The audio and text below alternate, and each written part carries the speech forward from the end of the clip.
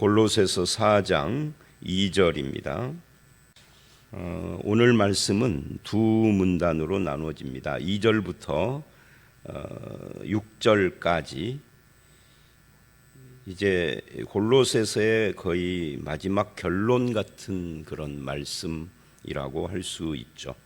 그리고 7절서부터 18절까지가 인사말인데 그 중에 오늘은 7절로 9절까지 두기고와 오네시모 이야기를 합니다.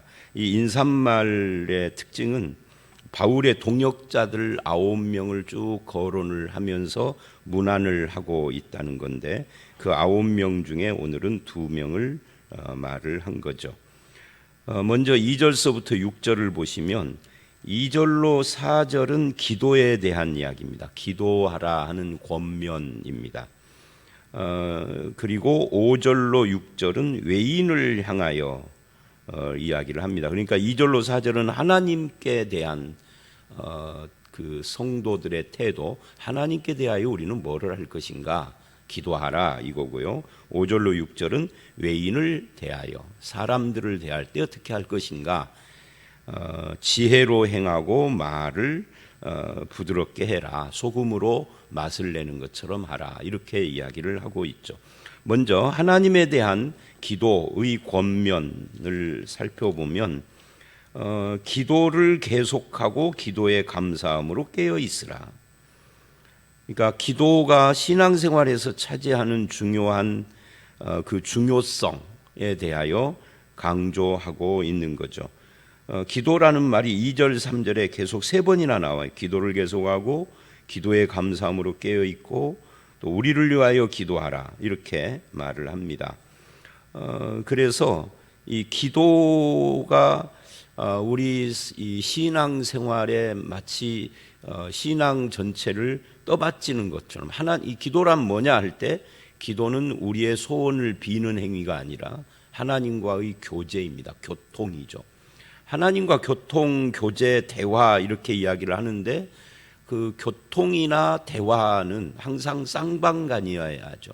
나 혼자 그냥 막 내가 하고 싶은 말, 내 소원 이거를 무당이 주문 외우듯이 막 하는 걸 기도라고 하지 않습니다.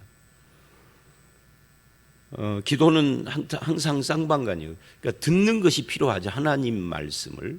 그리고 그 말씀에 적용해서 내가 기도 제목을 가지고 하나님께 아뢰고, 이것이 항상 같이 있어야 돼요. 그런데 하나님이 나에게 말씀하시는 하나님의 뜻에 전혀 관심이 없고 내가 하는 말을 막 쏟아놓는, 이게 이제 무속신앙의 영향을 받은 우리나라 사람들이 잘하는 거죠. 근데 그건 성경이 말하는 기도가 아니에요.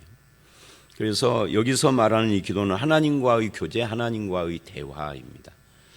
하나님과 대화 교제를 할 때는 뭐 슬플 때는 울기도 하고 기쁠 때는 뭐 웃을 수도 있고 그러는 거죠. 그리고 뭐 우리가 이제 우리나라 말이 존댓말이 있기 때문에 하시옵고 뭐 하소서, 하옵시며 뭐 이런 존칭을 쓰지만 대화라는 것은 꼭 그렇게 하는 것이 아닙니다. 여러분이 아버지하고 대화할 때 아버지 진지 잡수시옵고 뭐 이렇게 대화하지는 않잖아요. 아빠 밥 먹었어? 아니면 밥 먹었어요? 뭐 이런 정도로 하는 거죠. 식사하셨어요? 오늘? 저 갔다 올게요. 이렇게 하잖아요. 근데 하나님께 꼭 그렇게 말투를 그렇게 하라는 건 아닌데 무슨 말이냐면 그 하나님과의 대화가 본질인 기도를 할 때 우리의 생각과 마음을 솔직하게 말을 해야 된다. 뭐를 근거로? 하나님의 말씀을 근거로. 하나님 오늘 말씀에 보니까 외인을 대하여 지혜롭게 행하라. 그래서 세월을 아끼라 그러셨는데 외인, 즉 우리 가정이 아닌 가정 밖의 다른 사람이나 우리 교회가 아닌 예수 안 믿는 다른 사람들을 향해서 내가 지혜롭고 세월을 아끼는 삶을 살라고 그랬는데 그거 잘 못했습니다. 하나님 어떻게 해야 지혜롭게 행하는 걸까요? 이렇게 한다든지, 하나님 근데 제가 회사에서 지난주에 또는 어제 이러이러한 저런 좀 기분 나쁜 일이 있고 마찰이 있었는데 하나님 오늘 말씀을 보니까 지혜롭게 행하라 했는데 제가 참 지혜롭지 못하게 말하고 했던 것 같습니다. 용서해 주십시오. 오늘 어떻게 그 사람을 대해야 할지 제 마음을 붙들어 주십시오. 뭐 이렇게 하나님 앞에 말씀을 가지고 대화를 하는 거죠. 우리는 내 일방적인 기도를 막 해놓고 하나님이 응답이 없다 그래요. 성경은 보지도 않는 거죠. 그냥 성경은 예배 때 쓰는 것이죠. 그렇게 되면은 하나님의 말씀이 무의미해져, 무의미, 무가치해져 버리죠. 하나님의 말씀은 항상 옆에 두고 항상 하나님의 뜻을 묻고 그렇게 써야 하는 것인데, 자, 그래서 다시 기도가 중요하다 하는 것은 아무리 강조를 해도 지나치지 않죠. 특히 이 교회에서 우리가 기도를 할 때 새벽 기도가, 지금 여러분 새벽 기도 나오셨는데 새벽 기도가 참 피곤한 일입니다. 새벽 4시, 4시 반 이렇게 일어나서 교회를 온다는 것이 신체 리듬도 그렇고 피곤한 것이죠. 더군다나 새벽 기도 왔다가 집에 가서 밥하고 이런 거 한 다음에 또 출근을 한다든지 하는 분들은 하루 종일 피곤할 수도 있어요. 그런데도 새벽 기도가 유익한 것이 뭐냐면 두 가지가 있죠. 새벽 기도가 아니면 말씀을 이렇게 정기적으로 계속 읽고 또 그 말씀을 나에게 적용하는 이 두 가지 유익이 있는데 이것을 할 수가 없어요. 새벽 기도가 아니면 아주 부지런한 사람이 하는 것이죠. 그래서 매일 말씀 읽고 기도하는 삶을 계속해서 평생 동안 해 간다는 것은 그 신앙으로 또는 영적으로 큰 유익이 있죠. 하나님과 교통하는 거니까요. 그래서 이런 부분에 있어서 기도가 참 중요하다. 또 예배 시에 기도를 한다든지 대표 기도나 하는 것도 마찬가지입니다. 기도는 그렇게 하나님과 대화하며 하나님을 의지하는 삶의 형태라고 할 수 있습니다. 내가 하나님을 의지합니다. 하나님의 인도를 받습니다 하는데 하나님과 전혀 대화도 하지 않고 어떻게 의지하고 하나님의 인도를 받겠어요? 그래서 말씀과 기도는 항상 함께 갑니다. 말씀만 따로 가고 기도를 않든지 기도만 하고 말씀을 팽개치든지 하는 것이 아니라 이 둘은 항상 함께 가는 겁니다. 그 다음에 여기 보니까 그래서 기도를 계속하고 해요. 어쩌다가 하는 것이 아닙니다. 계속. 문제 있을 때만 하는 기도가 아닙니다. 계속하는 겁니다. 항상. 그리고 감사함으로 그래요. 감사함으로 깨어 있어라. 기도를 할 때 물론 하나님과 대화 교통이기 때문에 슬프면 울기도 하고 때로는 하나님 왜 이러십니까 하고 투정도 할 수 있어요. 그러나 근본적으로는 감사가 가장 기본이 돼야 하는 거죠. 그래서 빌립보서 4장 6, 7절에도 이 감사하는 것에 대한 이야기를 해요. 기도 말을 할 때 기도와 감사. 그러면 우리 마음에 우리의 생각을 하나님이 평강으로 이끌어 주신다. 그게 빌립보서 4장 7절 말씀이잖아요. 여기서도 그런 이야기를 하고 있습니다. 또한 이 3절을 보면 우리를 위하여 기도하라라고 부탁을 해요. 이 바울이 자기를 위한 중보 기도를 부탁하는 겁니다. 우리는 이런 기도에 있어서 착각하는 게 있어요. 신앙이 강한 사람 또는 신앙이 깊은 사람, 이런 사람은 누군가 남이 기도해 줄 필요가 없는 사람이라고 착각을 해요. 그래서 항상 나보다 연약한 사람을 위해서 기도한다 이런 생각을 하는데 중보 기도를 할 때는 그렇지 않습니다. 바울은 사도인데도 우리를 위하여 기도해 달라 그래요. 목사가 성도님들을 붙잡고 집사님 제가 이러이러한 문제가 있는데 저를 위해서 좀 기도해 주십시오. 그러면 아마 성도님들은 속으로 좋아하는 것이 아니라 뻥 할 거예요. 아니 목사가 믿음도 없이 저런 걸 기도해 달라고 부탁을 하네. 막 그런 사람이 혹 있을지 몰라요. 그래서 아무한테도 기도 부탁을 안 하죠. 그런 오해를 받을까 봐. 근데 바울은 여기뿐만 아니라 이 서신서 바울 서신 곳곳에서 나를 위하여 기도해 달라는 말을 여러 번 합니다. 그러니까 그 중보 기도가 필요 없을 만큼 강한 사람은 한 명도 없는 거죠, 세상에. 근본적으로 다 피조물들인데, 그래서 바울이 우리를 위하여 기도하되, 자, 그 다음에 바울이 기도 부탁을 하면서 하는 그 기도의 내용이 굉장히 의미심장합니다. 우리에게 도전적이고요. 그게 뭐냐면, 우리를 위하여서 기도하되, 뭐 내가 지금 옆구리가 아프니까 옆구리 낫게 해달라, 우리 아들이 뭐가 어쩐데, 우리 딸이 어쩐데, 잘 되게 기도해달라, 이런 것이 아니라 어떤 기도입니까? 전도할 문을 하나님이 열어주십시오 하고 기도해달라는 거예요. 이 기도 제목이 참 우리의 예상을 깨는 거예요. 성경에 써 있으니까 당연하게 생각하지만, 만약에 여러분 같으면, 목사님, 나와 우리 가정을 위해서 기도해 주세요 할 때 무슨 기도 부탁을 할 거예요? 기도 부탁 자체를 않다가 언제 기도를 부탁을 하죠? 어려운 일이 있을 때만. 근데 바울은 그런 어려운 일을 위한 기도가 아니라, 그러니까 문제 있을 때만 기도를 하거나 기도 부탁을 하는 것이 아니다는 거죠. 전도할 문을 열어달라고, 그리스도의 비밀을 내가 말하게 해달라고. 그리스도의 비밀이 뭐죠? 복음이죠, 복음. 복음을 말할 수 있는 입이 되고 마음이 되게 해달라고, 그럴 수 있는 문을 열어달라고 기도 부탁을 하니, 바울은 왜 그랬을까? 왜냐하면 내가 이 일 때문에 매임을 당하였노라. 이 매임을 당했다 하는 말은 자기 사명에 대한 이야기죠. 하나님이 나를 사도로 세우신 이유가 바로 이것을 위하여서라는 거죠. 그러니까 자기 사명에 충실한 거예요. 기도 부탁을 할 때도 그 일을 감당하게 해달라고. 그래서 이제 제가 여러분들에게 기도 부탁을 만약에 한다, 개인적으로, 그러면 뭐가 풀리기를 원하고 뭐가 잘 되기를 기도해 주시고가 아니라, 제가 남은 그 목회 은퇴할 때까지 기간을 목회를 잘하고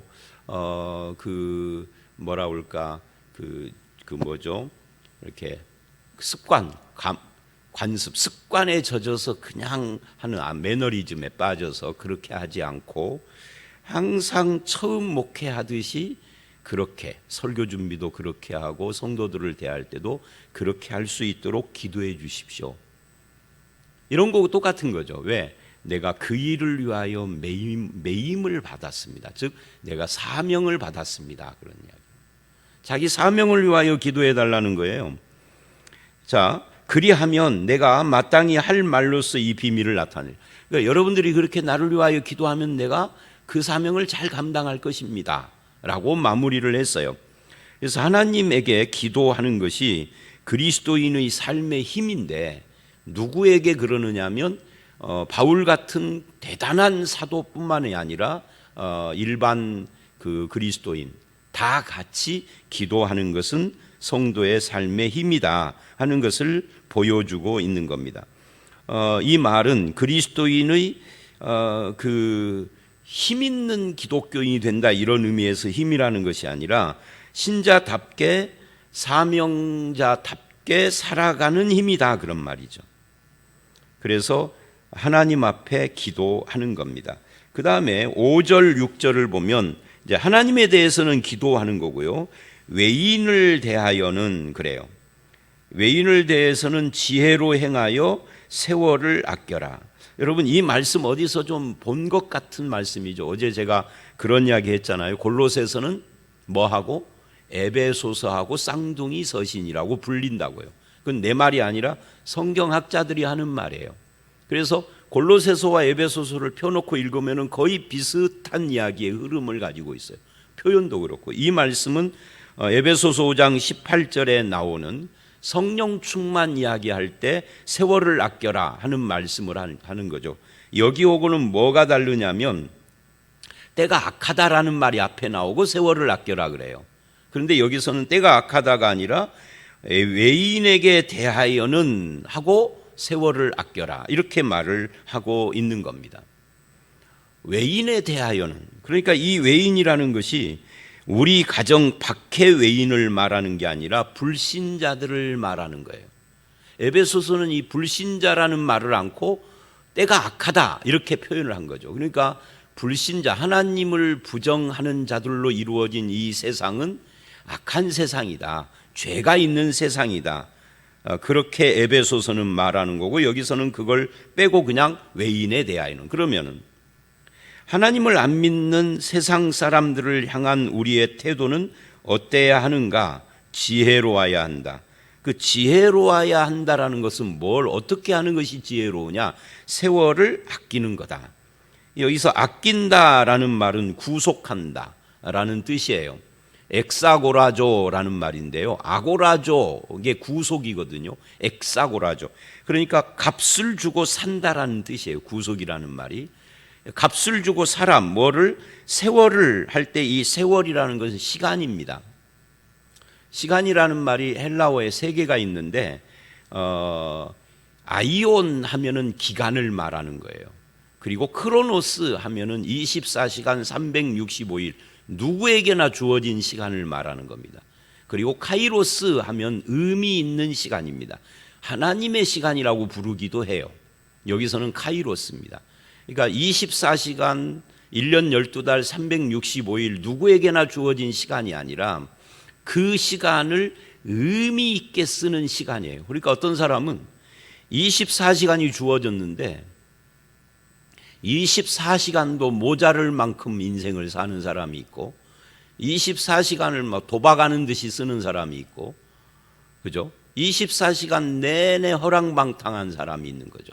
그러니까 그렇게 살지 말고 지혜롭게 사는 사람은 의미 있는 시간을 만들어 가야 하는데, 그러기 위하여 아끼라, 즉 구속, 값을 지불해라.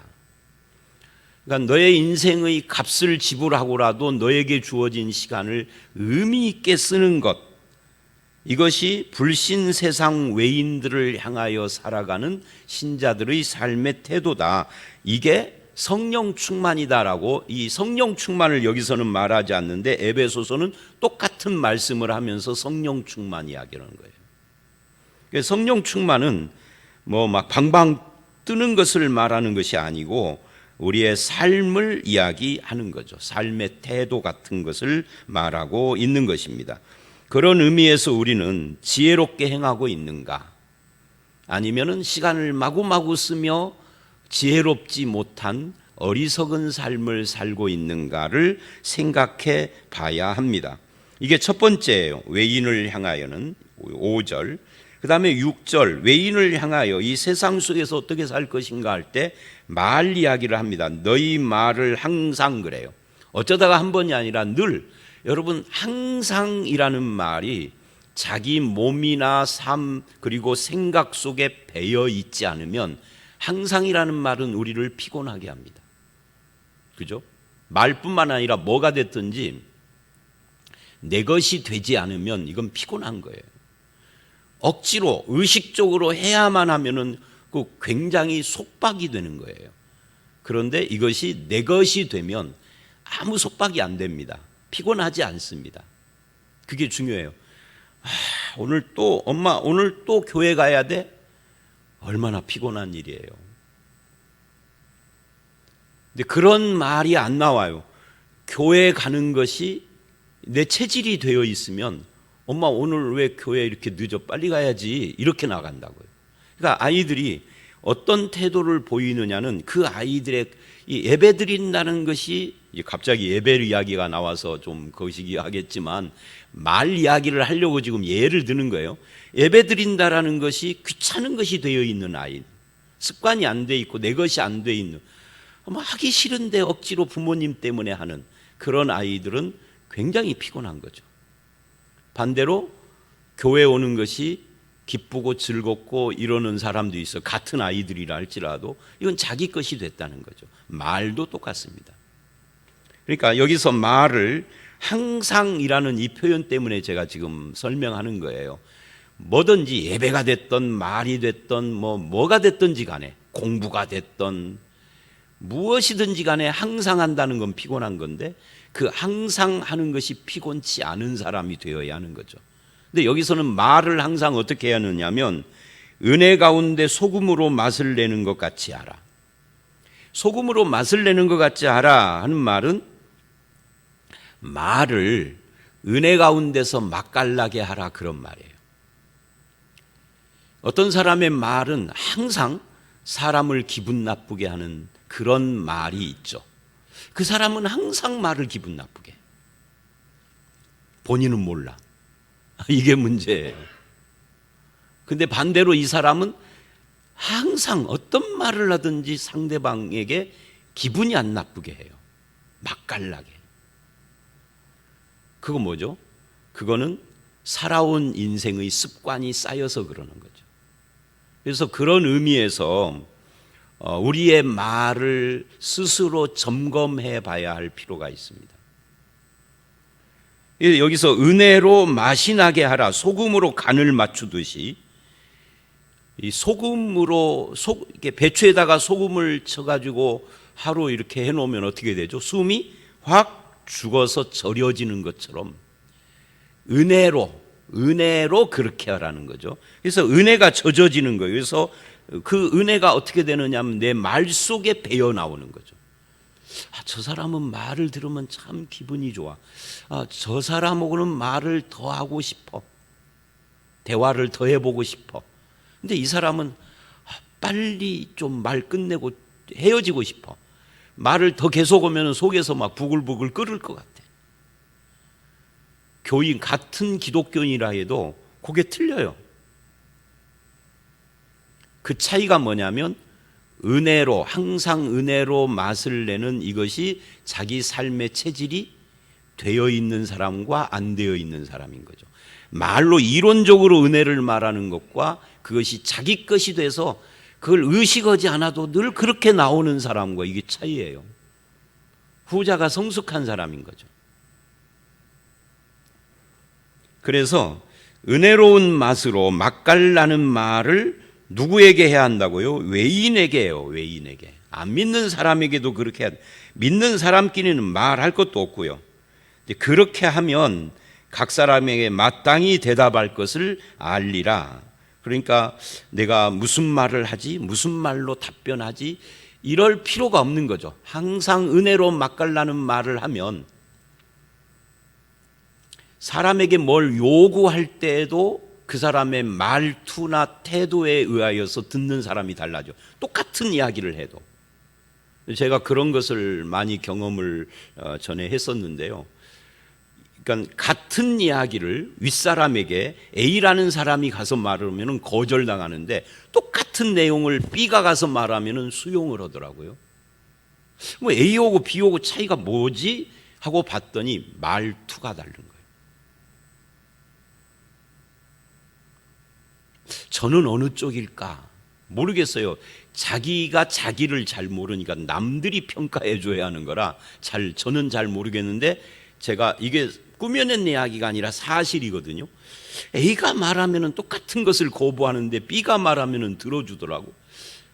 그래서 자세히 관찰을 해봤어요. B가 어떻게 말을 하는가. 평상시에 모든 사람들이 B의 말에 대해서는 거부감을 안. 말투가, 그럼 말투는 어떻게 형성이 되는 거죠? 그 사람의 본 바탕이 그런 거예요. 말만 그러는 것이 아니라 본 바탕이. 그래서 오늘 이 본문에서 말을 항상, 이 항상이라는 것이 그의 체질이 되고 자기 것이 된 거예요. 그래서 불신자들과의 대화를 할 때도 은혜롭게 하는 것이 굉장히 중요합니다. 그런 의미에서 저와 여러분의 언어 생활 점검을 해야 합니다. 특히 불신자도 그렇지만 가까운 사람 중에 가족들에게 나는 어떻게 말하는지 퉁명스럽게 늘 싸우듯이 그렇게 말을 하고 있지는 않는지, 또 가족, 그 다음에 가까운 사람이 누구예요? 가족 다음에 교회 공동체, 친구, 뭐 이런 사람들이 대화를 할 때 어떻게 하는가? 우리 공동체를 허무는 말을 하는가, 세우는 말을 하는가? 그게요, 그냥 일부러 해서 되는 게 아니에요. 일부러 하면 피곤하다니까요. 그것이 내가 되어야 하는 거거든요. 이건 신앙의 문제예요. 그래서 자, 그 다음 이제 7절서부터는 마지막 인사인데 두기고가 등장을 하죠. 바울의 동역자들이 쭉 나오는데 그 중에 첫 번째 사람입니다. 이 두기고는 어떤 사람이냐? 바울의 사정을 다 아는 자입니다. 말하자면 공감 능력이 있는 사람인 거죠. 또 바울의 신임을 받는 사람입니다. 신실한 일꾼이다 그러잖아요. 바울이 볼 때 두기고는 정말 신실하구나. 뭐를 맡겨도 안심이 되죠. 어떤 사람은 무엇을 맡기면 안심이 안 되는 사람이 있어요. 신실하지 않아서. 그래서 이 신앙에 있어서 중요한 것은 재능이 뛰어난 것이 아니라 신실한 겁니다. 근데 이런 사람은 최악이죠. 재능도 없는데 신실하지도 않아. 이건 이제 어떻게 해볼 수가 없는 사람인 거예요. 재능과 신실 두 가지가 다 있으면 좋은데 하나만 택하라면 신실함이에요. 그래서 두기고는 공감이 뛰어난 사람, 사정을 아는 자, 바울의 신임을 받는 신실한 자입니다. 다른 사람의 마음을 위로할 수 있는 따뜻한 사람입니다.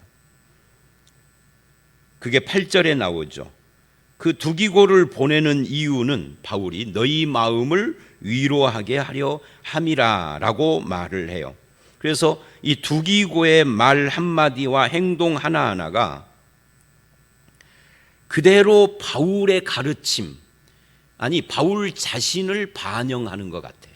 그래서 어디를 가는데 바울이 갈 수 없는 상황인데 두기고를 보내면 마치 바울이 간 것 같이 바울이 안심해. 그가 가서 무슨 말을 하고 어떤 행동을 해도 잊어버려도 돼. 그런 정도로 신실하고 믿음직한 사람이었다 하는 거죠. 그래서 그를 안심하고 보내는 겁니다. 바울을 대리해서 신앙과 그 인격과 행동과 열심과 비전, 이런 부분에 있어서 믿을 만한 사람이다. 오늘 우리 주변에는 어느 한 부분에서는 신임할 만한 사람이 있습니다. 근데 모든 면에서 신임할 만한 사람은 드뭅니다. 다 맡길 수 있다. 이런 사람이 되어야 하는데요. 나는 어떤 삶을 사는가를 생각해 봐야 합니다. 그리고 마지막으로 9절을 보면 오네시모 이야기를 합니다. 이 오네시모는 바로 골로새서 묵상하기 직전에 봤던 빌레몬서에 나온 그 오네시모예요. 신실하고 사랑받는 형제 오네시모. 이 표현을 보십시오. 신실하다 그래요. 두기고처럼 믿음직스럽다. 과거에 도둑이었는데 종이었고 도망친 노예였죠. 그런데 신실한 사람으로 변했어요. 뭐가 그렇게 변했죠? 두 가지 때문에 변했죠. 복음 때문에 변하고 복음을 증거하는 바울과 자기의 상전 빌레몬의 그 복음을 실천하는 마음, 이런 것 때문에 이 오네시모가 변한 거예요. 복음과 사랑이죠, 결국. 그래서 사랑받는 형제가 됐죠.